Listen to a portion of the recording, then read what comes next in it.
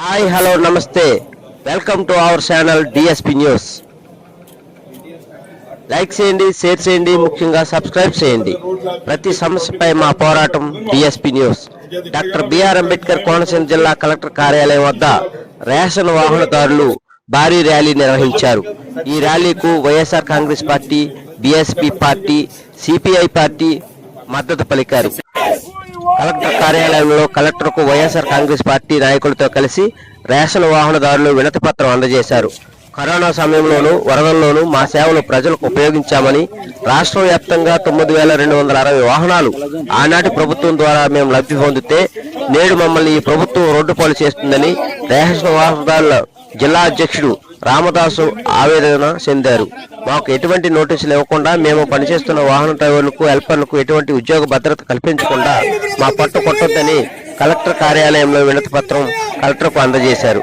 YSR Congress party నాయకులు సిర్ల జగ్గి నాయకత్వంలో సంఘీభావం తెలుపుతూ జక్కబోడి విజయలక్ష్మి, జిల్లా పరిషత్ చైర్మన్ విప్పర్తి వేణుగోపాలరావు, ఎమ్మెల్సీలు కురుపూడి సూర్యనారాయణ, బొమ్మి ఇజ్రాయేలు, పొన్నాడు వెంకట సతీష్ కుమార్, గన్నవరపు శ్రీనివాసరావు, పితాని బాలకృష్ణ, సెల్లుబోని శ్రీనివాసరావు, గొల్లపల్లి డేవిడ్, గోవాల్ రాజేష్, బీఎస్పీ నాయకుడు పలుమూరు బాబు పాల్గొనగా ఈ కార్యక్రమంలో రేషన్ పంపిణీ వాహనదారులు, డ్రైవర్లు, హెల్పర్లు అధిక సంఖ్యలో పాల్గొని భారీ ర్యాలీ నిర్వహించారు.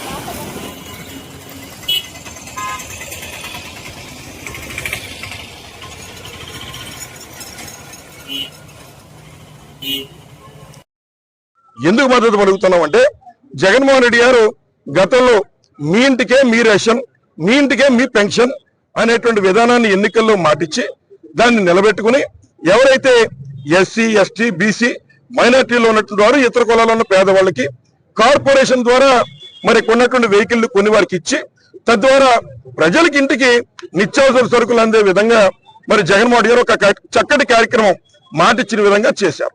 కానీ ఈ కూటమి ప్రభుత్వం ఎన్నికైన తర్వాత మరి ఎక్కువ ఉన్నటువంటి ఎండి ఆపరేటర్ కూడా వెళ్ళి వారిని అడగడం జరిగి మమ్మల్ని కొనసాగించాలని చెప్పి అడిగితే నారా చంద్రబాబు నాయుడు గారు కూడా మాట చెప్పారు. మేము IRSL సర్వేలు చేస్తున్నాం, ఆ సర్వేల్లో మీకు 78% ప్రజలు మీ పట్ల మీరు చేస్తున్నటువంటి ఈ కార్యక్రమం పట్ల సంతృప్తిగా ఉన్నారు, కాబట్టి మిమ్మల్ని కొనసాగిస్తున్నామని చెప్పారు. మళ్ళీ ఆ మాట చెప్పి ఈ రోజున మరి ఈ పేరంతా కూడా జగన్మోహన్ గారికి వస్తుంది, కాబట్టి నిర్దాక్షిణ్యంగా మిమ్మల్ని నెలాఖరు నుంచి తీసేస్తున్నామని చెప్తున్నారు. మరి ఉరిశిక్ష వేసేటువంటి వారికి కూడా మరి తప్పనిసరిగా వారు ఆఖరి కోరిక అడుగుతారు. ఇంత నిర్దాక్షిణ్యంగా వారిని వచ్చి నెల 1వ తారీఖు నుంచి మీరు రావద్దని చెప్పి ఆయనేమో మరి 4-5 ఇళ్లు కట్టుకుంటూ చక్కగా సుఖంగా ఉన్నాడు. మరి సుమారు రాష్ట్ర వ్యాప్తంగా 9,600 మంది ఈ రోజున ఈ కార్యక్రమంలో మరి ఉన్నారు. అది సుమారు 25,000 మంది ఆధారపడినటువంటి వారి యొక్క కొంపలు కొట్టి నువ్వు కొత్త కంప కట్టి నువ్వు సాధించేదేముంది చంద్రబాబు అని చెప్పి ఈ సందర్భంగా మిమ్మల్ని అడుగుతున్నాం. ఒక రకమైన ఫ్రస్ట్రేషన్, ముఖ్యంగా నారా చంద్రబాబు నాయుడు గారు సరైన పరిపాలన అందించలేక, సూపర్ 6 అమలు చేయలేక, ప్రజలకు ఇచ్చిన హామీలు అమలు చేయలేక, రాష్ట్ర ప్రజలంతా కూడా మొన్న జగన్మోహన్ రెడ్డి గారు ఇచ్చిన ప్రెస్ మీట్ చూసి మరి చంద్రబాబు నాయుడు గారి యొక్క విషయం అంతా కూడా బహిర్గతం చేసిన తర్వాత ఫ్రస్ట్రేషన్ కు గురై ఈ రోజు నారా చంద్రబాబు నాయుడు గారు ప్రజలకు ఇచ్చేటువంటి సర్వీసెస్ మీద, అంటే ఆరోగ్యశ్రీ సేవలు నిలిపేసేటువంటి కార్యక్రమం, ఒక పథకం ప్రకారం ఆరోగ్యశ్రీ గాని లేదా రేషన్ ఆపరేటర్లు గాని ఇవన్నీ పథకం ప్రకారం నిలిపేసే విధంగా నారా చంద్రబాబు నాయుడు వ్యవహరిస్తున్నారు. దీన్ని అంబేద్కర్ కోనసీమ జిల్లా వైఎస్ఆర్ కాంగ్రెస్ పార్టీ నుంచి మేము మరి ఖండిస్తూ ఉన్నాం. మళ్ళీ ప్రభుత్వం యొక్క ఆలోచన పునఃపరిశీలన చేసి వారందరికీ కూడా మళ్ళీ వారి జాబులు వారికి ఇచ్చే విధంగా చేయాలని మేము డిమాండ్ చేస్తున్నాం. వారి తమకున్నటువంటి ఉపాధిని కోల్పోతున్న సందర్భంగా వారు చేస్తున్నటువంటి ధర్నాకి పూర్తి స్థాయి మద్దతు మా వైఎస్ఆర్ కాంగ్రెస్ పార్టీ తెలియజేస్తుంది. ఇవాళ నారా చంద్రబాబు నాయుడు గారు అని కంటే నారాసురుడు అంటే నిజంగా ఆయనకి సరైన పేరు అవుతుందేమో అని చెప్పి అనుకుంటున్నాం. ఎందుకంటే ఎన్నో స్కీమ్స్ చెప్పాడు ఆయన, ప్రగల్భాలు పలికారు. ఒక్క విషయంలో కూడా ఈ రోజుకి కూడా ప్రజలకు న్యాయం చేస్తున్నటువంటి పరిస్థితి లేదు. ప్రజల్ని ఏ రకంగా ఇబ్బంది పెట్టాలి, లేకపోతే డైవర్షన్ పాలిటిక్స్, ఏదైనా ఒకటి జరిగినప్పుడు తమ మీద నెపం వేసుకోకుండా ఇది గత ప్రభుత్వం యొక్క వైఫల్యం అంటున్నారు. గత ప్రభుత్వం తెచ్చినటువంటి అప్పుల వల్ల మేము ఏం చేయలేకపోతున్నాం అంటున్నారు. అప్పులు తెచ్చి ఆ రోజున ప్రభుత్వం సంక్షేమానికి ఉపయోగించింది, అభివృద్ధికి ఉపయోగించింది. ఇవాళ మీరేం చేస్తున్నారు, మీ జేబుల్లో వేసుకుంటున్నారు అన్నది వాస్తవా కాదని చెప్పేసి ప్రశ్నిస్తున్నాం. ఏదో చిన్న కుట్టు విషయంలోనే మీరు స్కామ్ చేశారు అంటే మామూలుగా జనాల్ని ఏ రకంగా మీరు స్కాములు చేస్తూ జనాల మీద బతికేస్తున్నారు అన్నది తెలుసుకుంటే బాగుంటది. ఈ రోజు కూడా మీరు ప్రజల యొక్క కష్టసుఖాలు మమేకం అవ్వట్లేదు, ప్రజల్ని ఏ రకంగా ఇబ్బంది పెట్టాలనేటటువంటి ఆలోచనతో మాత్రమే ఉన్నారు. కాబట్టి చాలా తొందరలో మీకు బుద్ధి చెప్పేటటువంటి పరిస్థితి వస్తుంది. ఒకే ఒక్క విషయం చెప్తున్నాను, ఇవాళ ప్రజలొక్కళ్ళే అసంతృప్తి లేరు, మినీ మహానాడులు జరిపారు.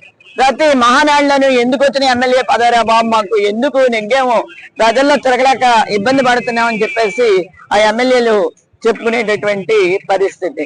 ఇక నారా లోకేష్ గారు రెడ్ బుక్ రాజ్యాంగంతో మొత్తం రాష్ట్రంలో ఉన్నటువంటి లా అండ్ ఆర్డర్ కూడా విఫలమైంది. ఎవరిని అరెస్ట్ చేయాలి, ఎవరిని ఇబ్బంది పెట్టాలి తప్ప మీకు ప్రజల యొక్క సంక్షేమం గురించి ఆలోచించేటటువంటి యోచన లేదు. కాబట్టి ఇవాళ ఒకే ఒక్క విషయం చెప్తున్నాం, మీరు వారందరికీ కూడా ఎవరైతే రేషన్ కి సంబంధించినటువంటి వాళ్ళ పాపం ఇళ్లకు తీసుకెళ్లి రేషన్ ఇస్తున్నారో వాళ్ళందరికీ కూడా ఉద్యోగాలు ఉండేటటువంటి పరిస్థితి ఉండాలి తప్ప వాళ్ళని ఏ రకంగానే ఇబ్బంది పెట్టేటటువంటి పరిస్థితి ఉండకూడదు. ఉన్నట్టయితే ఖచ్చితంగా వైఎస్ఆర్సీపీ వాళ్ళ తరఫున పెద్ద ఎత్తున ఉద్యమం చేయడం జరుగుతుంది. వాస్తవానికి మా ఎండి ఆపరేటర్ల తరఫున మేము ఒకటి విన్నవించుకుంటున్నాం. ఈరోజు 20,000 కుటుంబాలు రోడ్డును పడేసింది ఈ కూటమి ప్రభుత్వం. ఎందుకంటే ఈ వ్యవస్థ వచ్చిన కాడి నుంచి కూడా మేము చేసిన సేవలో మీరు గుర్తించలేదు. గతంలో చంద్రబాబు నాయుడు గారు కలిసినప్పుడు అయ్యా మీది చాలా బాగుందని చెప్పడం జరిగింది. ఎందుకంటే ఈ వ్యవస్థలో మేము చేసిన సేవలు కరోనా టైంలో కానీ అలాగే వరదల టైంలో కానీ మేము చేసిన సేవలు అనేకమైనవి మీరే పేపర్లో చూసేవారు, మీరే టీవీలో చూసేవారు. ఆ బేస్ అన్నారు, శబాస్ అన్నారు. శబాస్ అన్న వాళ్ళు కూడా మీరే. ఈ రోజుని ఎంతమంది ఎండి ఆపరేటర్లు మీరు రోడ్డును పడేసి ఎంతమంది కుటుంబాలకి ఉసురు మీరు పోసుకుంటున్నారు.